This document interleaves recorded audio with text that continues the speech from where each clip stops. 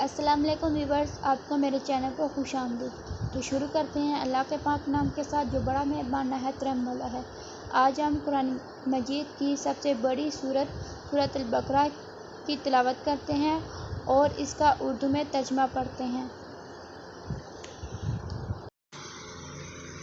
بسم اللہ الرحمن الرحیم۔ الف لام میم۔